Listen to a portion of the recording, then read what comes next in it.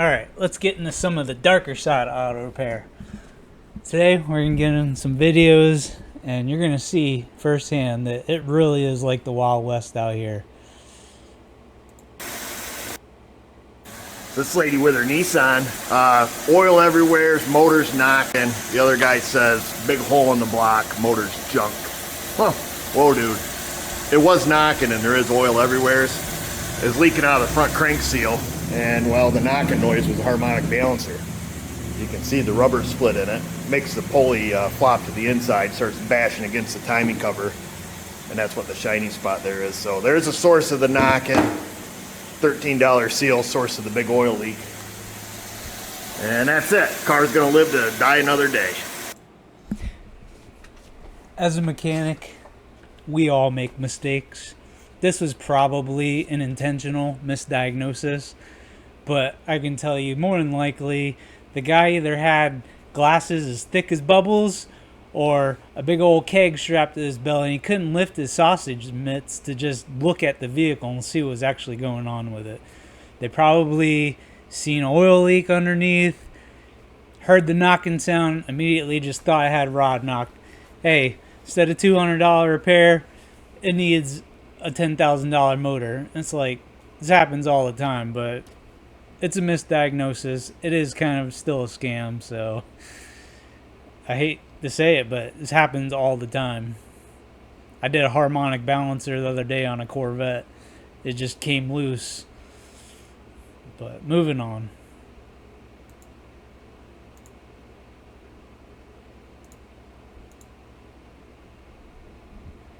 Today I'm going to talk about buying a warranty when you're buying a used car. Now generally, I'm not a fan because all they are is insurance policies. And guess who decides whether you get it fixed for free or not? The insurance company. I fix cars for a living.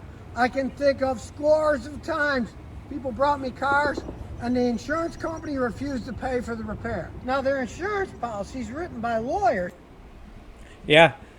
Say you got some oil leaks, they'll send an adjuster out and they'll look at your history, and if you don't have the receipt for every single oil change and they think you missed one oil change, guess what? Claim denied. They won't cover anything. Then you're left on the hook for $3,000 to $5,000 worth of oil leak repairs because you are missing one receipt for oil change. But mechanics fix the cars. And in order to understand what's actually covered, you would need a mechanic / lawyer to get into the intricacies of what they'll pay for and what they won't. From my experience with these policies, they're often not worth the paper that they're printed on. Your best insurance policy when buying a used car is to hire a mechanic like me to check it out beforehand and probably only look at used Toyotas. Today I'm going to talk. Yeah, I totally agree with this. Used Toyotas, it's a car. It's going to wear out just like any other car. You know, you're going to have to do your maintenance, preventative maintenance and stuff. But you're so unlikely to have a catastrophic failure if the car was maintained right. It's just uncommon. Whereas most other cheap manufacturers, Kia, Hyundai, Chevy, and Fords, they're designed to go 100,000 miles and they crap out. So that's just how they build them. And I've only spent my money on Toyotas for the last 20 years and they just last. They just do and they go. So that's the only thing I recommend. Hey Dwayne, tell me how much money a mechanic makes. Well, I mean, that's a broad scope. You know, a mechanic can, you know, at an entry level is not going to make a ton of money, but mechanics can easily make well over $100,000 a year. So it's a great trade to get into, just, you know, depends how far you want to go. So they've been harping on this $100,000 six-figure thing for years. I know mechanics that were making $100K a year in the 90s. Today, they're not making that. It seems like I know guys that were making it in the 90s and the cars are only getting harder to work on, and the dealership, you know, they're trying to level the playing field for these young guys who coming in, so they'll give the young guys some gravy work here and there, and the guys that have been there 20, 30 years, they start giving them crap work to try to level things out so they're not making over 100K a year. But then they bring these young guys in fresh out of trade school with $50,000 in debt, and what do? They stick them with one of these guys that know how to work the system, and they teach them all these little scam and little small eye things that get them ahead. Well, it's terrible. It's wrong what they're doing. They're grooming these young technicians to scam people and scam the extended warranty companies and scam the manufacturers and just lying about repairs so they can make more money. And what do? What they teach these young kids how to scam, and then once they start making money, they pull the rug out from under their feet and they start giving all the gravy work to someone else where they have to scam just to stay afloat. And it's screwed up industry we're in, but no one's immune to it. And we're going to go more into this later on.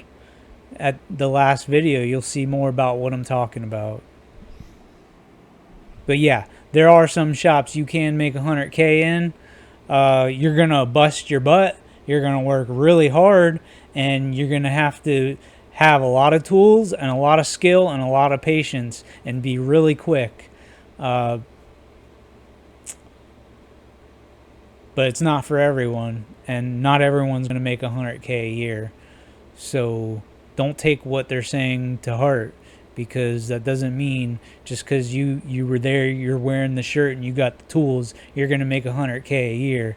You're not going to make 100K a year unless they let you, because the higher up, the management, they're the ones that control the repair orders and who gets the gravy work, who gets all the crap work. And once they see your numbers and your hours starting to get higher up, they're going to start giving you all crap work. And then they're going to start giving to someone who needs the hours to try to level out all the hours in the shop. In October, we put a rear differential in a pickup truck, and they got about 2 months out of it. In mid-December, it went bad. We asked for a replacement. It took 4 weeks of them giving us the runaround. Now, we're supposed to have a 3-year unlimited mile parts and labor warranty on this rear differential. We finally get the differential shipping it to us today, and they told us, hey, by the way, the new differential will only have a 6-month parts only warranty on it. So here's the kicker. We paid $300 or $400 extra for this 3-year unlimited parts and labor warranty. They only pay $50 in labor an hour. That ain't a lot. And they're only going to give us 6 months on the second replacement. So they can basically sell you a piece of crap rear differential, take your money, and you're screwed. So beware of this scamming used parts. Another thing, right there, it goes to show you, don't install used parts. These companies that say they're going to give you a parts warranty on a used part, you're going to order a steak and they're going to give you a leather shoe. A couple months down the road, you're going to have to put another one in. And guess what? They're going to send you a motor with worn out cylinders or something that had the same problem, if not worse than the one you took out.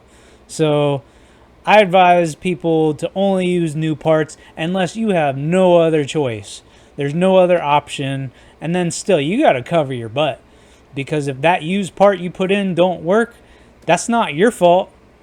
So the mechanic shouldn't have to pay for it. And this is how they also get scammed, by people convincing them that, oh yeah, we're going to cover you. Bullcrap, $50 an hour labor, and that's what the shop gets. That's not what the mechanic's getting.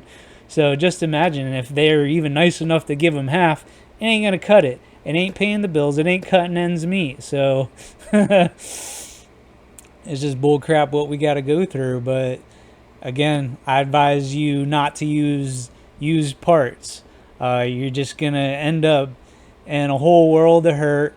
You're going to be doing jobs 2 and 3 times. And then you're going to end up putting a new engine or transmission or differential in anyway. So just not worth it. It's not your car. It's not your problem. You're there to fix it, not solve everyone's worldly issues on everything. You didn't make the car. You didn't maintain it. You're just there to fix it. And that's what people need to realize, that it's not our fault that your car needs repaired. all we can do is repair it the best that we can. So we had a customer come in. This woman came in with an Audi. The brake lining light was on, so we checked it out. Sure enough, it needed front brakes, so we replaced the front pads, front rotors. We used quality Zimmerman parts. The lady picked the car up. She drove it for a day, came back the next day saying the brakes are horrible. They squeak. We get in the vehicle. We test drive the vehicle.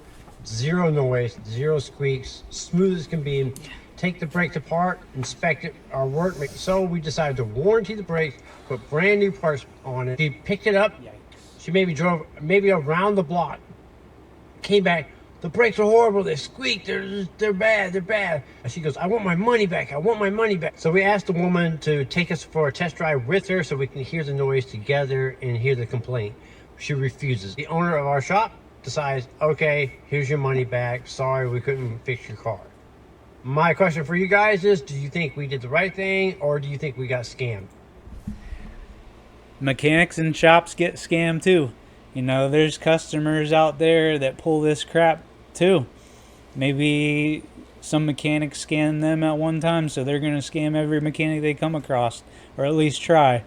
And what I do, me personally, is when I get a noise complaint, I ride with the customer and I pull out my camera phone and I record the exact noise. Is that the noise you're talking about right there?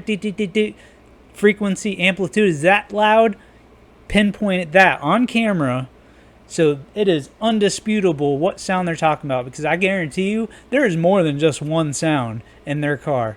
So you go for a test drive with them after it's repaired and they're like, oh, I still hear a noise, and you pull out your camera or your phone and you look at the video and well, that sounds different. It's a lot, you can't barely hear it. It was way less loud than the other one. You know, we needed to do this as a starting point because we couldn't hear that sound before. So you got to cover your ass every which way. These people out there, they're going to be some bow-legged swamp donkeys all up on you trying to get you to do all kind of free stuff. And we just can't have it. So CYA, cover your ass. 2000 Chevrolet 2500. This is the gasser, not the diesel. Customer states do some maintenance on it, and we're going to do a quick little preview of our transmission fluid condition. I have a can of cleaning agent circulating through the transmission as it comes up to operating temperature. We can see the color of the old fluid, but we're going to see a new fluid and an old fluid exchange take place, and this video is here to show you the color differential and just how efficient this machine can be. Here we go. We just selected it to process. That is the new fluid from inside of the tank. We install it through that little funnel there. That's the old fluid as it is currently exiting the vehicle. Let's give this 5 or 10 minutes and see what we get. We're done. We got a pressure differential on the two gauges, a little bit lower on the new side. That means the internal valving has actuated, and we can see shiny red, no more black, ruined fluid. This operation is complete. Raid Man Ray, you know, people think transmission flush is a scam. It's not. There's a time and a place for everything. And even in your owner's manual, like Chevy, it says to replace your transmission fluid every 45,000 miles. So I recommend everyone, hey, every 50,000 miles or so, you need to change your transmission fluid if you want it to last. If not, even Toyotas, once they hit 200,000 miles, guess what? Boom. Transmission is toast. I mean, in almost every single case, it's just not going to last. You want your car to last? Do transmission flush every 50,000 miles. Now, there is more to it than that, and we're going to go into it more on the next video. So let's move on. Unnecessary services, and these services you don't typically need to do on your car, but what you need to do is ensure that you read your owner's manual. Nobody reads their owner's manual. I get it. It's the most boring book in the world unless you're looking for something specific, but you need to understand what the manufacturer is recommending and only do what the manufacturer suggests. And stuff that they don't say to do is a coolant flush. Don't need to do those coolant. They tell you to do a coolant flush. This guy, Chevy dude, I mean, he is a car salesman, He's not a mechanic that I know of. So you wouldn't go to the pharmacy and ask for medical advice. They sell drugs. They don't cure people. They sell drugs. This guy sells cars. He doesn't fix cars, you know, so take what he's saying with a grain of salt. Even in the Chevy owner's manual, it tells you do your coolant flush every 5 years or 150,000 miles, whichever comes first. So you do a coolant flush. Flushes until they tell you to do so at maybe 150,000+ miles. Fuel system cleaner. Or every 5 years, whichever comes first. After 5 years, you can take a multimeter, stick the positive and negative leads in there, and actually sometimes measure a voltage from electrolysis built up in your cooling system. So, especially hybrids and EV cars, you need to flush that coolant religiously every 5 years. Don't need to do it. Transmission flushes don't need to do it. As a matter of fact, if you do a transmission flush, it actually could bring harm to your transmission, and you can ask pretty much any good mechanic out there that they say, don't change the transmission fluid because it could bring some harm. And I'm telling you, I've seen it happen a lot. Okay, so if your car has 100,000 plus miles and the fluid's really dirty and dark, those are the clutches, the clutch material suspended in the fluid. So at some point that you flush out that clutch material, that's the only thing keeping the clutches from actually being able to grab a gear. So if you don't flush your transmission every 50,000 miles or so, and you're already 150,000 miles, it's probably too late. I mean, I had a Toyota 4Runner that had 300,000 miles on it, and I flushed it at 300,000 miles. It was nasty. And you know what? I drove that car for another 2 years, towing, 5,000 pound race car 2 or 3 hours away, 3 times a month in some cases, and never had any issues. But that was a Toyota, and it's case by case basis. Chevy, yeah, if you're over 100,000 miles, you should have did your transmission flush. It's probably too late at that point. You probably don't want to touch it. So he has a point at that. Steering fluid flush, I see that very common at car dealerships all over the place. And then also the engine flush. It's things that you don't need to do unless there is a problem with the car. And that's the key caveat to that, is unless there's a problem, don't do it. If there's a problem, it's already too late. Fluids, they wear out. There's no such thing as lifetime fluid. I don't care what anyone says. If you pull in a car and it's got metal in that power steering system, no amount of flushing at that point is going to fix it. You already got metal in your steering rack. Go ahead. Your power steering stops working because you never did your flush, and now you need a power steering pump. You change that pump, guess what? A month later, now your steering rack seals are leaking.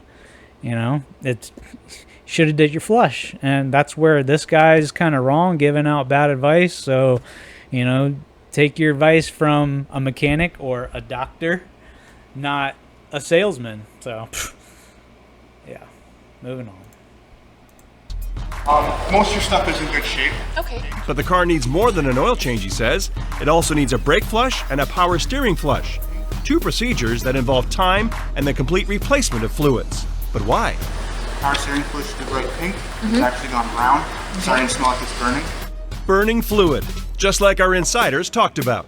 Brake fluid's black and it should be clear like water. Remember, our expert mechanic has checked out this car and assures us it needs no such work. But in keeping with our test, we give the go-ahead. So power steering fluid and brake fluid. And then the oil change. Okay. So you want to get it done for you? Yeah, sure, if I need it. Perfect. So just give us about another 15 minutes or so, okay? 15, okay. In reality, it takes them half that time. In less than 8 minutes, we get the bill. So what's my total? So it's $29 for the oil change, $69 for the power steering, and $89 for the brake flush. Both would be good for 2 years, $48,000. So it's normal wear and tear, right? So it's $218.04. Oh wow! More than $200? How'd that happen? Oh boy, came in for a $20. They're claiming they did a power steering and a brake flush and an oil change in 15 minutes. I see this stuff all over the country. Like, I'm watching mechanics making videos, and this is exactly what happens in dealerships too, is they'll have literally 10 hours worth of work and they'll say they got it done in 15 minutes. Do you think they actually did that work in 15 minutes? No. I almost guarantee you they couldn't even have drained the reservoir and topped off just the reservoir in 15 minutes. So, total scam, busted, and it happens. It happens every single day, and I'm just sick of seeing it. So that's why I'm making this video. It's hilarious to me.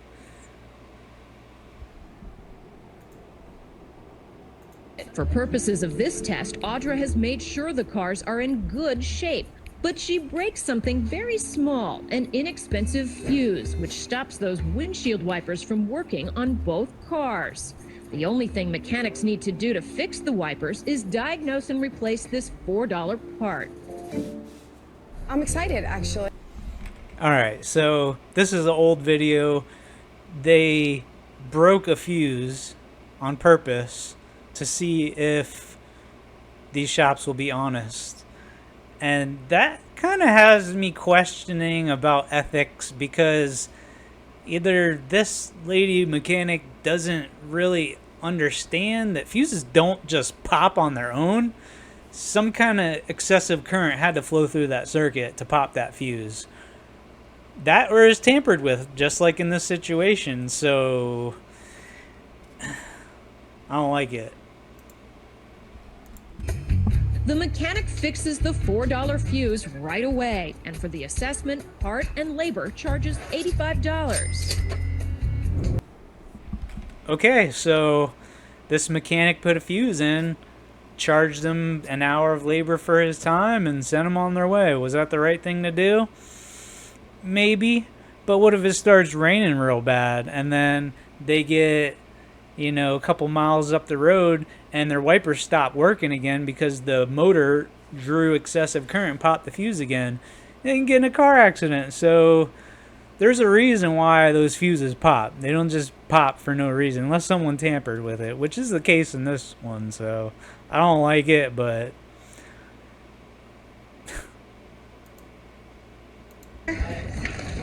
My windshield wipers weren't working. They do get the wipers working, but while they told our guys team that all they did was change the fuse, they tell us we have a wiring problem. So we have a run wire from inside here, so under the dashboard, behind the dashboard, back up into this way behind it to your motor, so your motor will work. The fee for Audra and me, $170. This is your PC valve, that'll be straight up got caught scamming. Like, yeah, a wiring problem can pop a fuse. It's unlikely that that happens. Wiring issues are kind of uncommon unless someone's been messing with it. But just goes to show that this guy actually got caught scamming, and doesn't look good. So yeah, you gotta watch out for these people, because you know what, the first guy they brought it to, you know, they probably sent him out the door for an hour's worth of labor, and then the boss probably got mad. Oh, why did you only charge him an hour? You were out there for an hour, you could have got 2 hours. You do that again, you're out of here. They'll fire you for that, because they're in it to make money. They don't care about screwing people over. Alright, this is going to be our last little session, and this guy's a dealer tech, and he's going to tell it how it is, so listen up. Dishonesty, more rampant than you would think. I have not been at the dealer in a long time, but I can only imagine it. So I used to work with a tech who, I know on 1 year of Subaru Legacy, it was kind of annoying to take out this cabin filter. It'd be under the dash, you'd have to crawl under there. There'd be these like 12 annoying clips to take out and put back in to put the cabin filter in. It was an annoyance, but you'd be like, oh, whatever, this is the Legacy that's like sucks to put the filter in. How do you save time on that? When you get the cabin filter from the parts department, you throw it in the garbage. Yeah, no joke, it happens all the time. Throttle body cleanings, I remember my first day at one dealership. Yeah. This is what I've seen the most in working in dealerships. Guy gets a ticket that's full of gravy. Customer really wants to maintain their vehicle, so they get all this maintenance that their car really needs, and it's like 10 hours worth of work, and they give it to the guy who can get it done the quickest. So the guy will take the repair order and 20-30 minutes later bring it back. Yep, all done. And the manager, service advisor, they just put their side blinders on, like, okay, good job, here's another 10-hour ticket, get it done quicker this time. You got the last one and you got 10 hours done in 30 minutes, get this one done in 20 minutes. And they will. And they won't even pull the car in. They'll get it done. They'll get it done real good. One of the techs was like, you see how I do a throttle body cleaning? He took the throttle body cleaner and he put it in his toolbox. And that's exactly how you perform a throttle body cleaning. And unfortunately, this is what happens under the flat rate system. The faster you do a job, the more you get paid. And then if you can flag more hours, like let's say you make a lot of hours per week, you are rewarded from management, right?